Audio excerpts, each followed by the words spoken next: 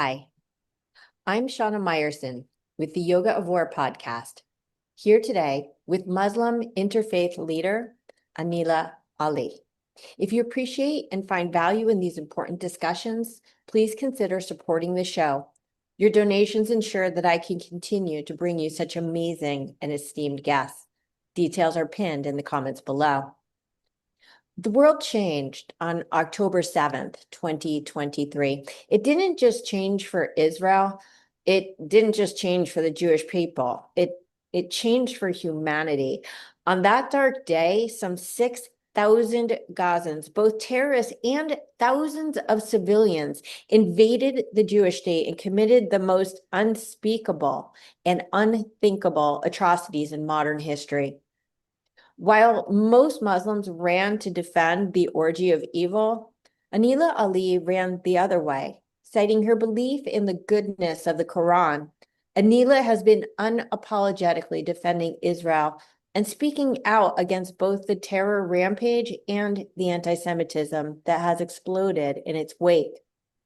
Anila isn't anti-Muslim. She is pro-humanity, and her fight is the fight for peace, dignity, and prosperity for all of mankind. Anila Ali is a Muslim faith leader, author, and civil rights advocate promoting interfaith dialogue, women's empowerment, and religious freedom. She founded the American Muslim and Multi-Faith Women's Empowerment Council, otherwise known as AMWAC, the largest Muslim civil rights movement in America. She also co-founded CalPAC to educate girls in Pakistan. AMWAC was the only Muslim civic society organization to sign on to the Abraham Accords, and Anila is the first Muslim woman to be honored by Hadassah, the Women's Zionist Organization of America. A former teacher and political candidate, Anila has led international peace-building delegations and chaired international religious freedom roundtables. Based in Washington, D.C., she is dedicated to building bridges across faiths and nations. Anila, thank you so much for joining me today. It's an honor to share this conversation with you. Thank you so much for having me. It's an honor to be with you, Shana. Thank you. So I want to go back in time a little bit, even though we're so caught up in this moment. You grew up in Pakistan, an Islamic state where there are essentially no Jewish people. And yet in 2002, the ADL warned that Pakistan's anti-Semitism was, quote unquote, a ticking nuclear time bomb. I don't fully understand how a country of people who have never so much as encountered a Jew can hold such extremist views about an entire nation of people. But I'm curious, what, if anything, did you personally learn, or what was your perception of Jews when you were growing up? I think you're asking the most important question that I think everyone should know. First of all, it's very important for people to understand that the Muslim world is not just the Arab world. Arabs constitute less than 20% of the Muslim world, but they were also colonizers. They went and they colonized the entire Central Asia, Southeast Asia, all the way up to Egypt. So I come from the Indus Valley civilization.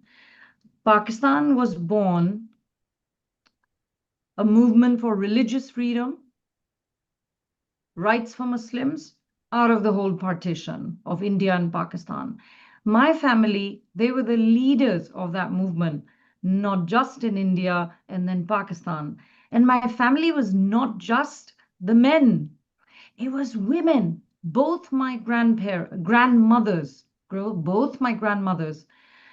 they were the leaders for the women that were coming, Muslim women that were moving to the newly built Pakistan. What year are we talking? Are we talking 1940s? Yes, 1947. But the movement had started 10 years before that. because the British, first there was the British India, quit India movement, Muslims, Hindus, everybody was together. But the British did it really well. They came in, they divided us on religion. Otherwise, we had lived together, and Muslims had ruled India for 600 years. And a lot of that was my background. And for my grandmother, and both my grandmothers and both my grandfathers and my father, they were all leaders in India. My father being a youth leader, following his mother, who was following the founder of Pakistan's sister, who was also a leader. So for me, matriarchy was very normal. Patriarchy, I really did not have a problem with growing up. Yes, discrimination based on gender. I can't play these games. I can't do this because I'm a girl and I've got to be, prim and proper. Those kind of things were there. But the women of Pakistan, India, Bangladesh, they have been leaders. We've had like so many of these women. And then coming into Pakistan in 1947, at the same time, the next year, Israel was born. And so my family talked about the fact that, okay, that's a Jewish state for Jews. And then Pakistan came out like Pakistan is majority Muslim. For Muslims, Muslims wanted religious freedom. They didn't want to be oppressed minorities. The British came, divided us. But now, roll up your sleeves and work. Like the Jewish model was admired in Pakistan. My father always used to say, you must, make friends with the Jewish people. They are people of the book. But Growing up, sorry, when you say always, this was sort of in your home. This was a normal since we were discourse. born, since we were born. Was that normal? It was normal. I talked to my cousin who's like 5, 6 years younger, and she lives in Seattle. And she and I were exchanging notes. And I said, why are you different? And why am I different? And she said, what do you think? And I said, the reason is that my grandmother, one, she was educated. She had learned to read and write herself. There was no school for girls in India, especially Muslim girls. She got married at 13, had my father at 14. That was the normal thing in India. And then, she told her husband, you're a journalist, you know how to read and write. Quran says, I need to learn to read. Ikra, read, educate, ilm, ilm, ilm in the Quran. So she learned how to read and write. She wrote 14 books on Islam, women's empowerment, and minorities, and Ahle Kitab, people of the book.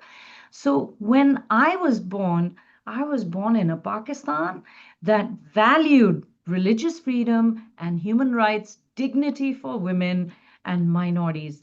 And let me tell you, Shana, you're not going to know, but there were Jews living in Pakistan. And I can tell I you, do know that. there There are were Jews living in Pakistan right now, too. there's a handful. I mean, nothing like none, Well, like a I percentage of a want to tell you the percentage. stories because Yeah, obviously I do religious freedom. I go yeah, Mutman. I go to the graveyard and I see who was the yeah. last person who was Jewish who died. It was in 1984. There Okay. were Jews in Pakistan. Yeah. There are Jews up in the north of Pakistan. One of my cousins, who's a scholar at Oxford, she wrote a book about the gems and pearls of Pakistan, the Jewish community. There were 800 of them in the north of Pakistan that she interviewed. Mm, So um, we have had Jews in Pakistan and we still have them, but they live in fear. yeah. How did we, after my generation, become so anti-Semitic? Yeah. Well, I tell my Arab brothers, thank you very much for funding our mosques. Thank you very much for sending us petrodollars. But now, as Muslims, it is your duty to reverse that damage because you did it. Wahhabism was not the Islam practiced in South Asia. It was Sufism. It was Islam. Islam that welcomed everybody. And that was the sermon of the Prophet of Islam. No Arab is better than a non-Arab. What did our Arab brethren do? They took the sword and they converted people. And then when they saw, oh, these people are too liberal in South Asia, they started funding our mosques. And the biggest mistake was building the Afghan army and turning them into jihadis to fight the communists and Sorry, then getting out of Afghanistan. once again, a timeline. We're talking about when did things shift? When was this pivot point? So this shift, in my opinion, began when the US, told Pakistan, you got to help us fight the communists. And Pakistan, being a small country, but aspiringly, I want to be a better country, stronger country, a leader in the Muslim world, said, okay, we'll do that. We're Muslims. We don't want communism. You know, um, so Pakistan, and my father was a diplomat at that time, and his job was he came to UK and we lived there for 10 years. His job was to get money from the US and UK, Europe, to build, to pass that money on to the Pakistan military to build the Taliban. And we all saw what happened after that. And the whole ideology of Sayyid Qutb, which was a radical in the 11th, 12th century, that's what Al-Qaeda worshipped. They loved the Muslim Brotherhood and they started funding. Osama bin Laden he was a multi-millionaire. Yeah. And then there were many other Arab millionaires and billionaires who believed in that jihad that were funding the mosques in India, Indian Muslims, Indonesia, Malaysia, America, Pakistan, Bangladesh, all of these most populous countries where I come from, we're not 15, 20% like the Arabs. We are Muslims who are 80%. That whole non-Arab region is billions of people. And what have we done to them? We have radicalized them and taught them to hate because the Arabs had a problem being the step sibling and they have hated Jews in their DNA. We don't have hate for even Hindus in our DNA, even though we are Pakistanis and we've had partition and we killed each other in the Hindus, the Muslims in India. But we were not raised to hate India. We were not raised to hate Hindus, even though in the Quran there are verses and and there are hadiths that were used to hate the pagans. Even now I hear people saying mushrikun, anyone who's not a believer, you can kill them. Those are the kinds of narratives you hear. I didn't hear them growing up. So just to make sure I'm understanding this, so you're a Sufi versus what we hear about all the time, right? Which it sounds like or from what I understand, the Sufi are sort of the peaceful of the three branches. Is that accurate? So there are two branches. Versus Okay? like Sunni, Shia, Shia. Sufi? No. No. So there are two major branches. Majority of the Muslims in the world are Sunni, and there is a small minority, I would say maybe 10%. In Pakistan, they're 15% Shia. Iran is majority Shia. These are the ones who went against the Sunnis because the Prophet of Islam did, when he was dying, he said, I want the man who stood for Islam and me to be the caliph.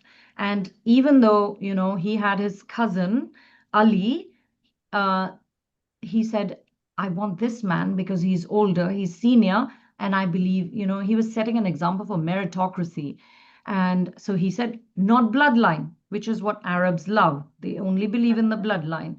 So for these guys, the 20% of Shias, they call themselves, after the Prophet died, they became kind of militant and they started going in a schism, separating themselves from the majority of the Muslims who said, whatever the Prophet said, if he said, the first caliph's going to be Abu Bakr, we have to listen to it. If he didn't appoint Ali, who are you to fight? And so that is the Sunni world versus the Shia world.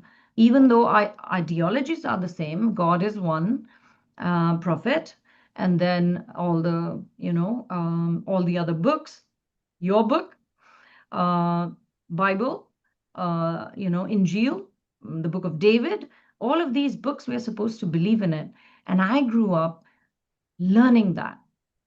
learning that in every way possible, in books, in the narratives that my grandmother gave me and my parents. They always said Jews and Christians are people of the book.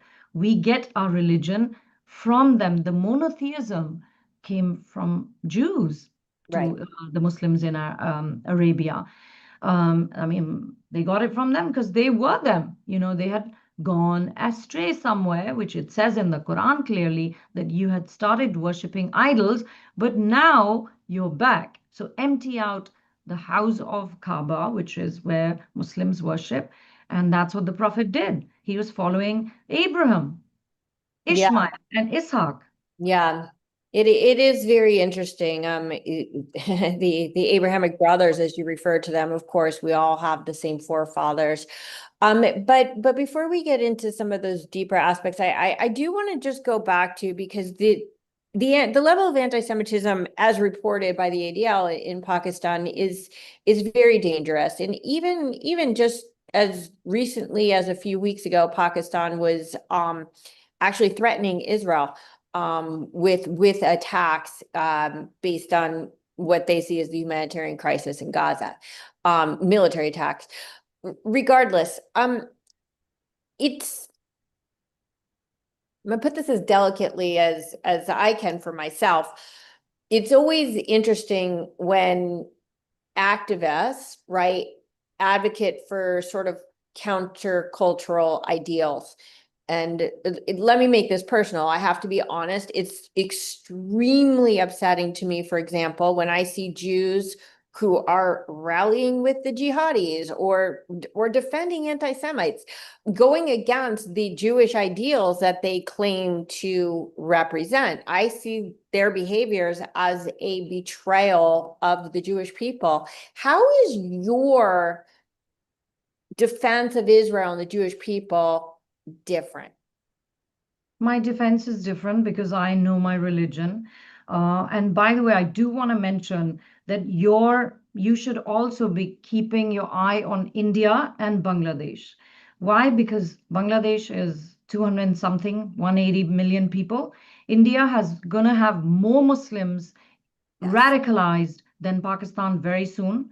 If you look at what's happening in DC, the Indian Muslim lobby has united with your favorite people, the CARE National, Well, and they have latched on to the Free Gaza, Free Palestine movement, and their mosques are funded by them by the CARE National and the Muslim Brotherhood movement as well.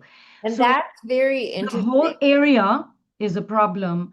And when you mentioned that Pakistan threatened Israel, Pakistan didn't threaten Israel. People randomly radicalized by what is on TikTok, like the liberal Jews here, also in America, the Jewish Voice for Peace and all that.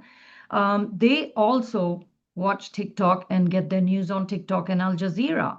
And so, not knowing who the Jews are, what they're saying, and seeing only what Al Jazeera is seeing them, they say things like that. But the Pakistan government, let me tell you, has actually been an ally of President Trump, and the relationship is getting stronger. And the Indian lobby, they harassed me after I went to Israel because they said, you have been chosen by the Pakistanis and the US government to be a spy so that you can destroy India and Pakistan relationship, India and US, Israel relationship. Their videos, if you Google, that they got threatened that Pakistan, a nuclear country, just like they are, is going to be friends with Israel. And my thing was, if India can be friends, so can we, and that's more in our benefit because they're people like us. There are Pakistani Jews from Karachi living in Tel Aviv, and I met them. I've taken their videos. I've taken groups from Pakistan with, like, the government knows in their passport it says no Israel, but they go there, and that means if Israel wants to allow them to come in, that's fine.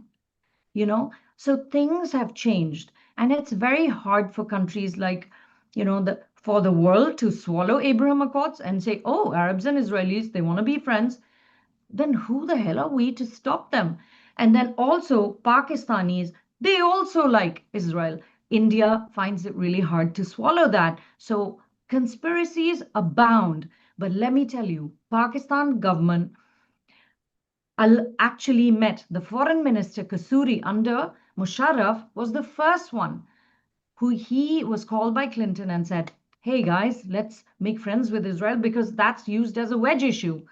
And so President Musharraf at that time, the general, who could have done it? He could have normalized relationships because Pakistan was going on a different trajectory. We could have been friends with India. We could have been friends with Pakistan. God bless him, he's gone now. But he went, his foreign minister met the Israeli foreign minister, things could have happened. But of course, we have in Pakistan a menacing problem of the Taliban, the Afghan refugees, constantly a burden on Pakistan because the Taliban are extremely radicalized. India keeps causing trouble. They had 17 embassies, missions in Afghanistan, because obviously they have a problem with Pakistan, and that didn't help. All of these things exacerbated Pakistan also being on the border of Iran. In fact, after October 7th, Iran sent a missile to Pakistan. What do you think Pakistan did? They defended themselves and they shot a missile back to Iran. They don't care. They know what Iran is all about because Pakistan's military has joint exercises with Saudi Arabia, with Ukraine, with the United States. It's the sixth best military in the world. It is a nuclear country. And yes, to what I dislike, a lot of money goes into defense. More should go to education and women's empowerment, but it doesn't because we're constantly living in conflict. And my grandparents and that generation, they taught us to not live in the grievances of the past. That's why we're different. Yeah, that's amazing. And it's interesting because as a devout Muslim woman of proud Pakistani descent, and you, just as a side note, just give me a number. You left Pakistan when you were how old? I was 10 years old. 10. Oh, I thought it was when you went to college. Okay, so No, and then I came back to Pakistan after 10 years living in England through that entire war on, the Russians, because my father had to be there to do that for Pakistan. And then we came back, and my father was in Islamabad. He'd become a minister. So I was living in Karachi. I was a model. My life was so good there. Things were very different. But what changed, Shana, was that my city, where I was born, Karachi, had become Talibanized. So there were trucks of Taliban men with their long, unruly beards, Kalashnikovs. They were the refugees, gun-toting, tobacco spewing. And then they would look at us, and we're wearing jeans, we are a different generation. And they would start saying things in Pashto that they're gonna, and there were incidents of the acid throwing on your arms and things. I told my dad at that time, I don't want to live here. You raised me to be different. And Pakistan has become Talibanized. And that is the menace that kept on increasing. The radicalization in the mosque, thank you, Arab petrodollars, and then this whole influx of very jihadi-minded people coming into Pakistan. We're not jihadis. We don't want to blow ourselves up. We don't want to sell our children to Hamas and Taliban and all that. We don't do that.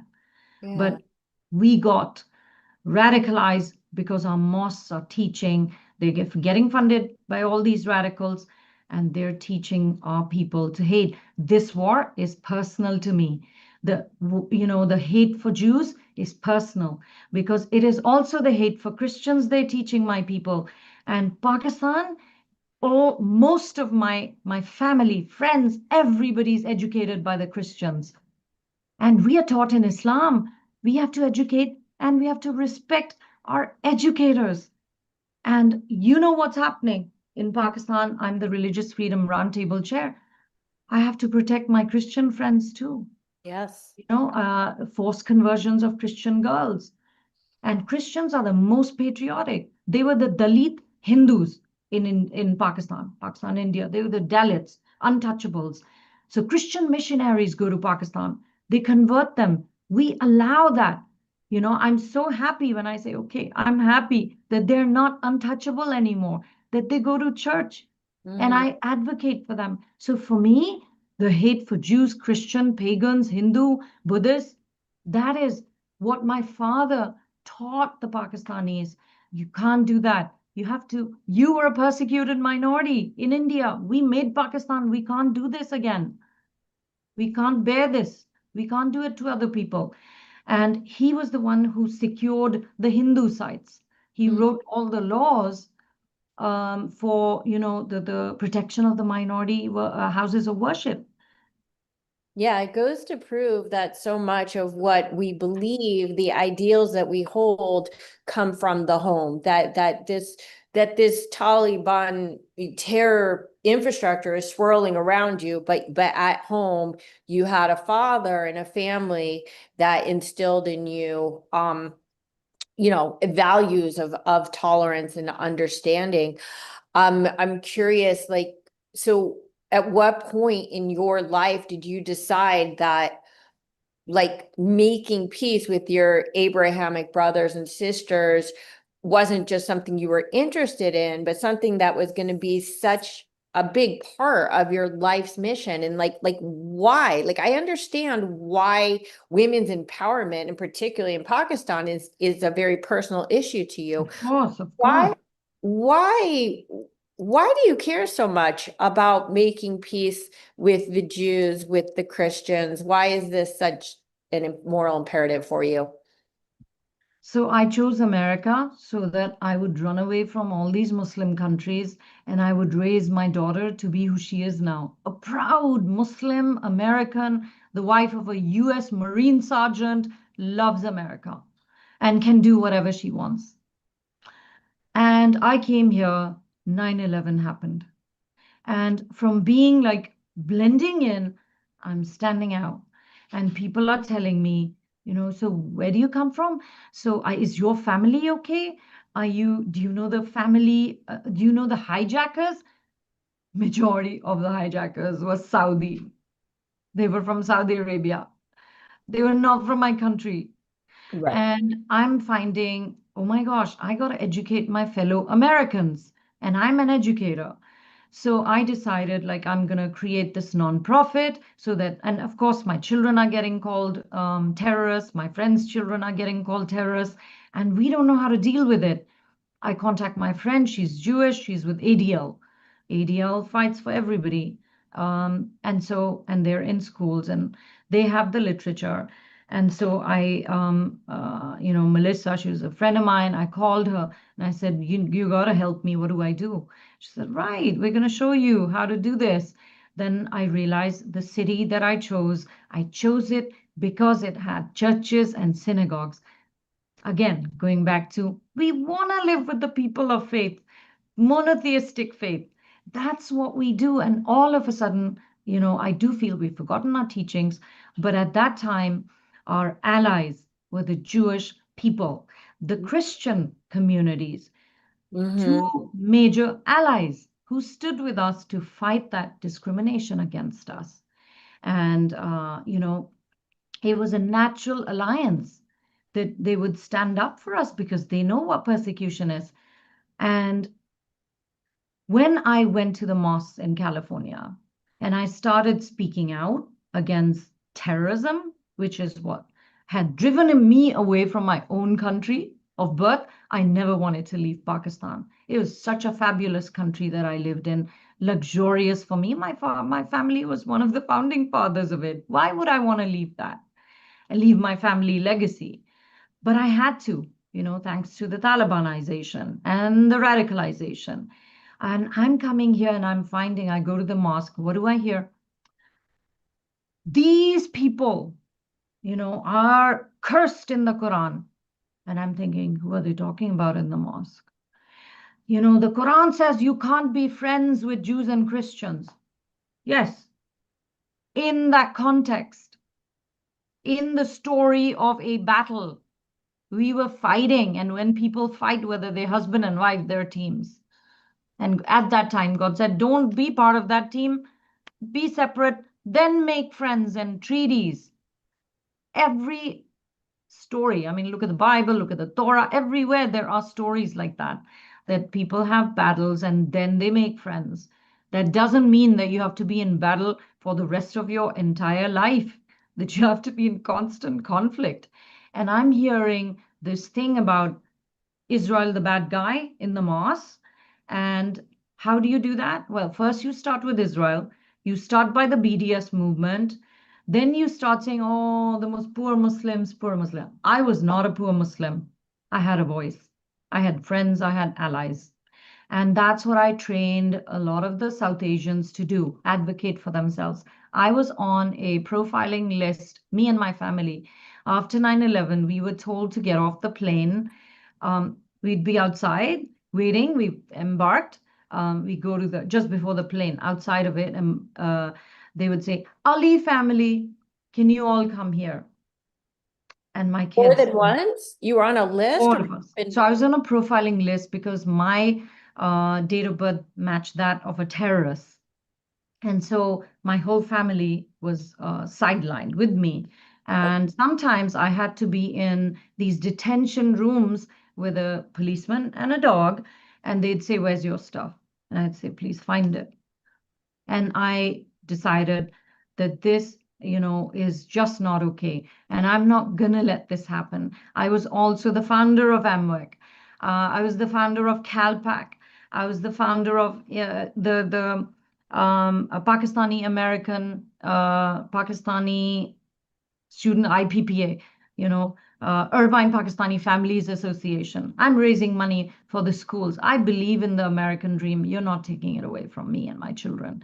And so I advocated working with NYU's Hindu American lawyers and Asian American lawyers.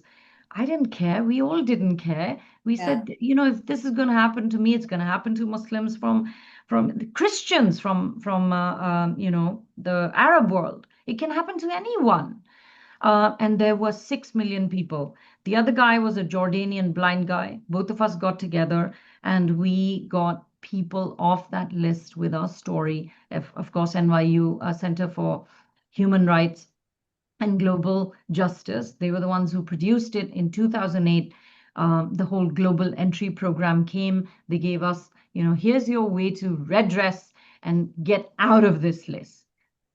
That was my America, and I taught my children, this is how you can get out. Today, my daughter is the wife of a US Marine Corps sergeant. My son is working, top clearance. It took him 7 years to get it, though, after 9/11, because he was born in Pakistan, being Muslim and young. But he was never stopped from getting a job.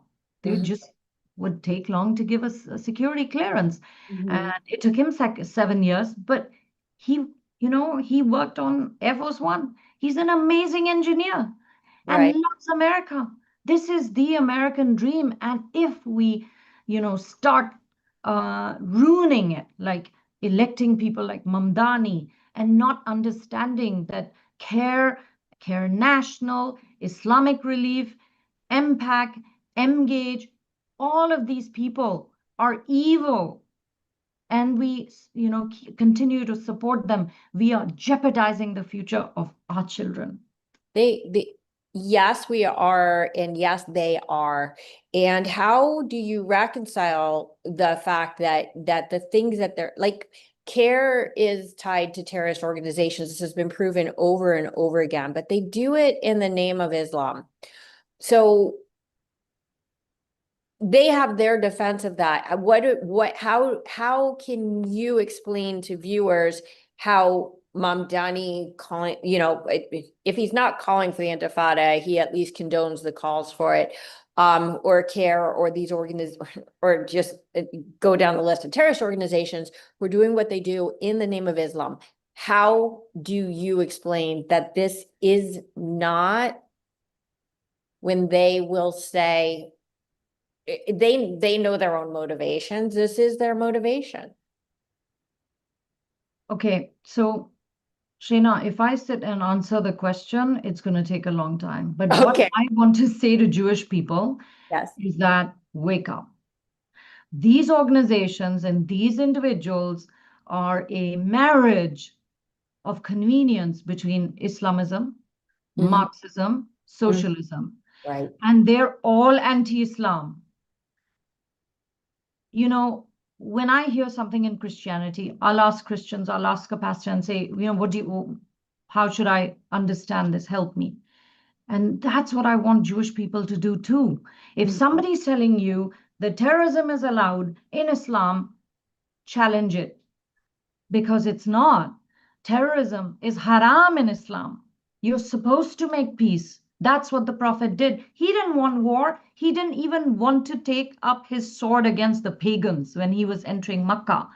And it's only when they started killing his people, God said, okay, you can use your sword. Learn about the religion. Please have your viewers read the book, The Jew is Not My Enemy by Tariq Fatah. Muhammad Changemaker by Muhammad Jabara. These are the books I want Jews to learn. It's all about interfaith. It's that we, in our prayers, we pray to God, asking Prophet Abraham, asking Allah to bless Prophet Muhammad like he blessed Prophet Abraham. Most of us, we don't know what we're praying. Sadly, because it's Arabic language and majority of the Muslims are non-Arabs. But I can guarantee you that if you take this to a Muslim and say, you pray 5 times a day, and now you're saying you want to kill the Jewish people, that free Palestine, river to sea means that you want to kill the Jews, that you want that whole area, you want it to be free of Jews. Yeah.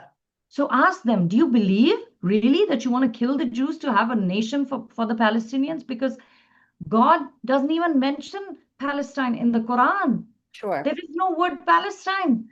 There is only Israel, children of Israel, Yaqub alayhi salam, Jacob and his tribes, Musa and Prophet Moses and Prophet Jesus, peace be upon them. They are the greatest prophets, including Prophet Muhammad, our last prophet. So how can you be asking to kill all of these people and say, free, free Palestine? You are not a Muslim if you do that. You have to believe in the Torah if you believe that. If they are saying that, Shana, they are believing in the Hamas, Hezbollah, and Muslim Brotherhood manifestos, charters, which Sure. call for every woman should be a reproductive organ producing jihadi fighters. Give your children away. That is why on October 7th, that hijacker, the terrorist, he calls his mother and he says, Ummi, call Abba and tell him I killed 10 Jews with my bare hands. And nowhere in the Muslim world they have seen that video. So when I tell my imams and when I tell people that I have seen it, that is why I took the trip, because I come back and I bear witness that when I die, I know I said the truth. And I can face my Muslim brothers and sisters and say, that is why I stood up for the people of Israel, which includes Muslim and Black Muslims in the Negev desert. I went to see them. Yeah. His wife was killed. Hamad's wife was killed. And they said, we are not Muslim. What do you think? We are the blacks of Africa. Nobody wanted us. These people have given us a home. 250 plus thousand black Israeli Muslims now. They are black Muslims who are saying they killed us. Come on. No, there were certainly quite a few Muslims who were massacred and even kidnapped on 10/7. It was against the Jewish state, not just the Jews within it, because the Muslims who live in the Jewish state are seen as complicit. But I want to focus on you. You are my guest, and you are not only my guest, you are my guest of great honor. So let's switch back to something a little more positive. Yes. Because your work believe me, I have plenty of episodes that are just hardcore the whole time, but what you're doing is so positive. So I'd like to stack on that. Just on the 21st, Monday, MWEC, your organization, had its annual National Changemakers Conference. And this year you actually focused on combating anti-Semitism, hate, and extremism. I mean, you could choose any focus you wanted. I'm curious, given the situation in the Middle East, did this year's conference feel different from past conferences? And if so, how? This year's conference was focused on anti-Semitism because that's what we saw when Rashida and Ilhan were elected. We thought they will come and bring the Jews and Muslims together, and they'll go to Israel and they'll say, let's make peace. Let's get the Palestinians their state. Let's negotiate. That's what leaders do. They failed us miserably. Instead, they unleashed the worst kind of anti-Semitism and they normalized it. They made it normal. Before that, they were hearing it in the mosque, in their TikToks and Al Jazeera, and they were listening to it. But Arabs have that in their DNA. The South Asians didn't, bless you. And when that changed, Sorry. bless you, and it started coming into our conversation, people say, "How? But Anila, should we not say something?" And I said, peacemakers bring people together. I had to mentor my board too. I had to ask them. I've lost a lot of them. In California, especially, I lost my board. They all resigned saying, free Palestine, river to sea. And they started hating the Jews. And so for me, Wait, I need to take a step back. So MWEC, again, it's the American Muslim Multi-Faith Women's Empowerment Council. In there is the word multi-faith. This, among other things, is an organization that is a peace-building organization. And you are saying that your board left because of anti-Israel, anti-Jewish sentiments. no, they No. had those sentiments. Yeah. Right? And I had been holding them back. They would go to the mosque and they'd hear all this rhetoric. Oh, the Palestinians, they'd never hear about Syria. And I would always say that, there's something wrong. Like they are pushing you that way because everything can't be about Israel and Palestine. There are Kashmir it's the most important issue. And hopefully President Trump is going to solve that because he's offered that to Pakistan and India. But that is a nuclear issue. Why are we focused on this? And Gaza was not a problem. They were the Hamas had been given Gaza so many years ago, more than 2 decades ago, in 2007 or something. 2005 they had elections. 2000. I've met the leaders who lost to Hamas. Do you know? I've been there. And so I said, listen, guys, we've been to Israel. We know what the truth is. We have to have moral clarity. But on October 7th, all my California board members, they resigned except for except for three. And they said that no, the Jews control the world and and Jews are cursed in the Quran. And I said, I failed. I failed to educate them. I failed to even have them open the Quran. I should have been teaching the Quran. It's very heartbreaking that people who are in the peace building space are still holding those kinds of ideas. But I want to give you the hopeful thing. Okay.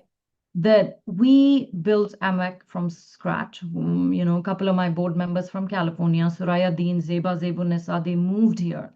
And they kind of bi-coastal, Suraya, Zeba's here. But they said, we're going to work with you. And we're going to do this.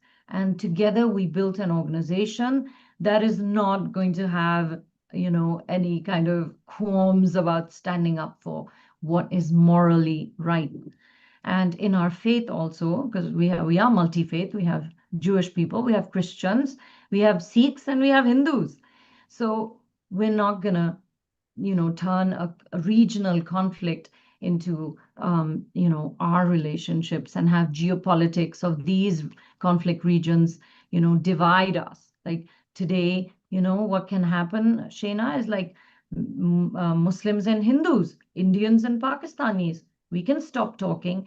I But know. at our conference on the 21st, there was a Hindu leader, and he was on Pakistan TV being interviewed, saying, why are you here? Because we don't want to have what happened between Muslims and Jews and Israelis and Palestinians happen. We want to be able to continue our parents' legacy, talk to each other, Islamic legacy, peace, make a deal, Abraham Accords. That's a sacred deal for us. And we stood by it even in the most difficult times. I can tell you we've been harassed. And we said, no, with the name of Abraham, our patriarch, we are going to sign this. This is his children, Ishaq and Ishmael. In the end, they came together. They're brothers, they're siblings. Siblings fight, but they don't kill each other. And at least that we know that's wrong. And if they want to come together, we're going to make them come together. So Hindus, Sikhs, everybody came together. And because anti-Semitism, like you said, it's, majority of the hate crimes, according to FBI, are directed to like the teeniest, 70% of the hate crimes are directed to the teeniest population, 2% of the Jewish people. And it is wrong. It is wrong on all levels to, as Americans, as Muslims, as people of faith, as neighbors, not to stand up. And so we had wonderful, organizations come together. What we want to do is we want to continue adding, organizations to our group and saying, if you believe that we are one human race, that America and American communities need to be strengthened by us, not divided based on religion and your political affiliation and your opinions on conflicts. If you want Palestinians to have peace and have a state, shouldn't you be asking for peace? Let's come together, like Pakistan and Bangladesh, like America and Japan, like America and Germany. You Yeah. want to continue the victimhood and keep the Palestinians in this mindset that nobody loves them, they are being persecuted. I've been to Gaza, and this was in 2019, and it could have been Dubai. It First, was, but except, I had a fatwa, so I had to get out really quickly. I went to Jenin and I said, oh my God, I I wish like I knew these are not really, they're towns, they're cities. Everything is like working there. They have free drinking water, clean. Pakistan doesn't. India doesn't. But Bangladesh doesn't. They have it thanks to the Israeli technology. So we can benefit from the, smarts of our Israeli friends. Take that technology to Pakistan, Bangladesh, which is what I'm fighting for. That President Isaac Herzog, when he met us, we were Pakistanis, Bangladeshis, Indonesians, Malaysians, majority Pakistani, yes. And there was a Jew from Pakistan, by the way. His name is Fishal Benflat.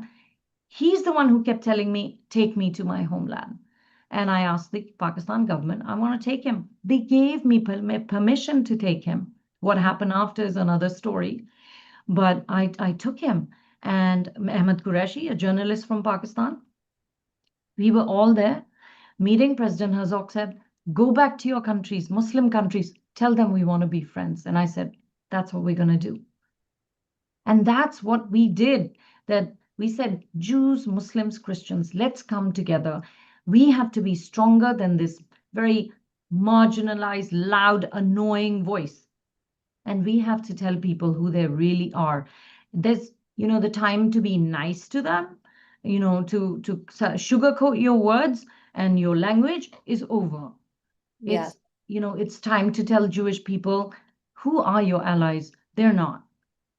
Because It, I've heard behind closed doors what happens. They say, oh, sister, you don't know. They are cursed. They will use you and then they'll drop. And I said, okay, thank you. Because if you're telling me what my grandparents said, they're Ahle Kitab. They believe in God. I believe in God. And for me, that's sacred. I love that. Listening to you, Anila, your passion is incredible. And the fact that in that whole statement that you just made, of understanding and peace and tolerance and in hope for the future, there was this one sentence that you don't even pause when you say there's a fatwa on your head.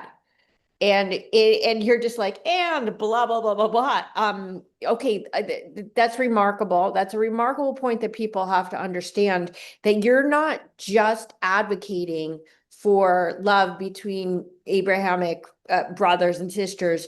You're risking your life to advocate it, which makes a lot of sense. You again are the first woman to be honored by Hadassah as being one of the there were 18 American Zionist women who were selected, who stand with the Jewish people, and you are doing this literally at the risk of your own life.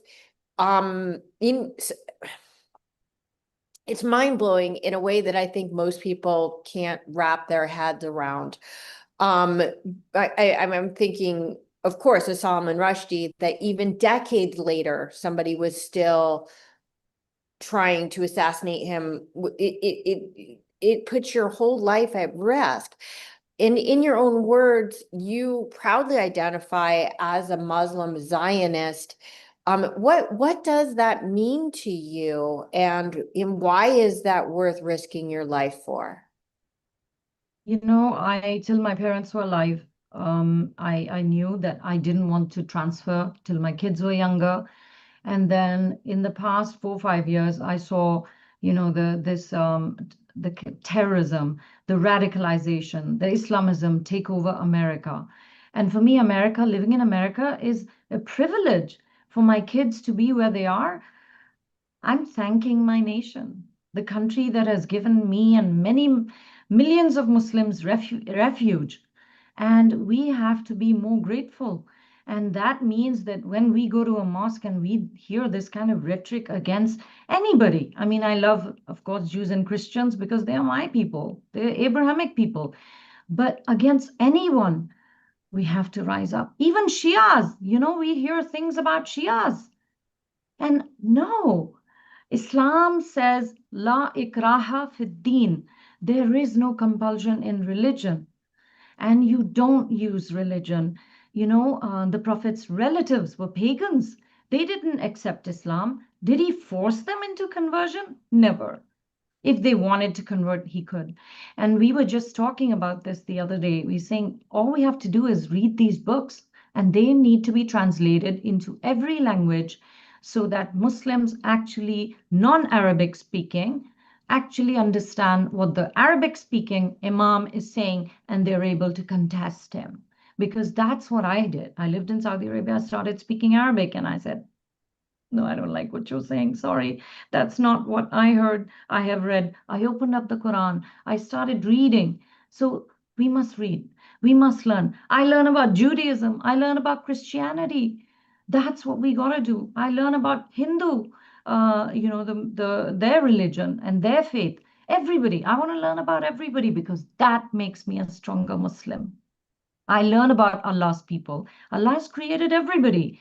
Yes, we are Abrahamic, but then if he willed, everyone would have been the same. And that would have kind of been boring. We would be all like the Stepford wives.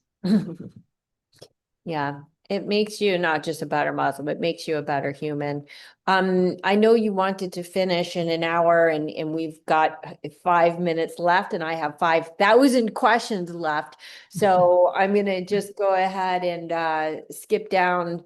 We'll wrap this up, and I would like to just ask, what has been or have been your biggest bridge building wins since the October 7th attacks? I think the biggest win was, of course, July 21st, and the Muslims who are with us silently saying, we are with you. The imams who contact me from New York, East Coast to West Coast, and there's 135, 40 of them who call me and say, sister, we are with you. Oh my gosh, like that's all I need. I need Muslims like me to come forward. And now there are Muslims. So I wanted to bring my Jewish and Christian friends together and say, these are your allies. Meet them. And I don't want to hear, where are the moderate Muslims? We were all there. We were there to say, we don't want Islam to be synonymous with Palestinianism. It's not. Islam is sacred. It's our religion. So don't desecrate it. And we don't want Islam to be synonymous with terrorism, extremism, radicalization. It's our fight to win our religion back for our children. For my grandchildren who live in California, I don't want them to go to UCLA and see no Jew zone. That is not okay. And I want my little granddaughters to wear their Allah necklace, and for their friends who are Jewish to wear their Star of David and do it with pride, without fear. Otherwise, why did I move here? I ask myself. So I'm a big believer. I believe in God, and I believe that God perhaps has given me this this composure and this faith because he wants me to do this for his people, all of us. And yes, the Iranian regime put a fatwa on me after I spoke at the March for Israel rally, and I took the delegation to Israel, and I came back and I said, I'm not alone. There are many Muslims who are saying, this is wrong. We know what's happening. And, the most beautiful thing is, Shana, many more countries are now going to join the Abraham Accords because they have seen how bad it got. And there are many countries that already are without making a big do about it. And they are Muslim countries, large Muslim countries. So I'm seeing, a change. It's going to be hard for people to swallow that. And so everything went so bad October 7th that now it can only get better. So you'll see that inshallah, our movement will become the national movement.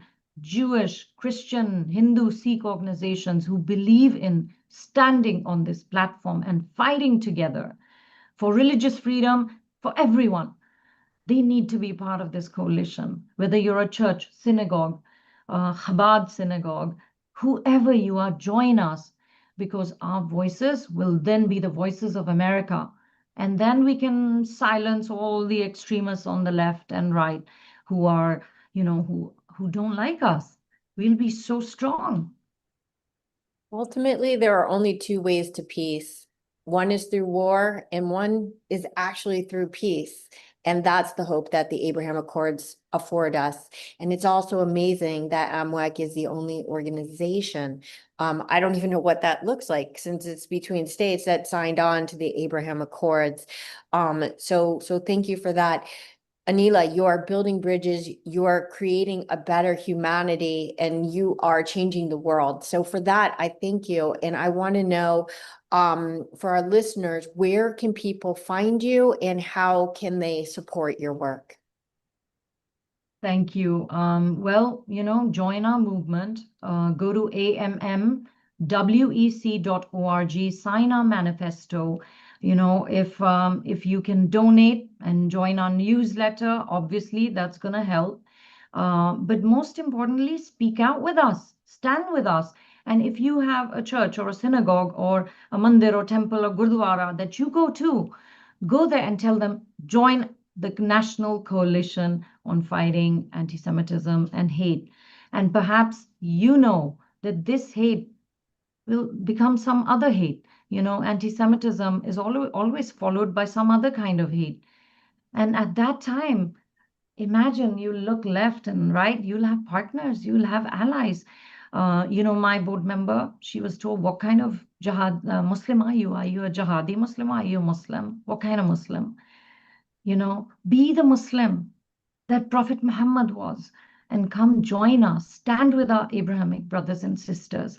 and say we are stronger together. Thank you so much. Last question. What does Am Yisrael Chai mean to you?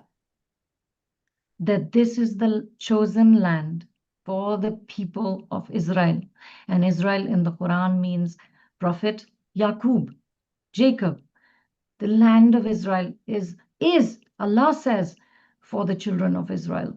And so we as Muslims came thousands of years after them, after the Christians, after the Jews. Let's learn to live with them. There is no reason why Palestinians and Israelis can't live together. They share so much history. And if they really care about their future generations, like Pakistanis and Bangladeshis, and Americans and Japanese, then they're going to put the grievances of the past right there and say, let's live together. You can live on this land of Allah, God, and we can live on this land too. And there's no reason why you can't. When Caliph Umar went there, he said, bring in the Jewish people, it's their land. And Allah changed the direction of prayers to Makkah. Why? Because that land belonged to the Jews and then the Christians. It is their holiest place. Our holiest place is Saudi Arabia. Amen. Anila, thank you so much. This has been very informative, very enlightening, and very, very uplifting. Thank you for sharing your wisdom, your knowledge, and your love with all of us. And I say Am Israel Chai as we end. Am Yisrael Chai.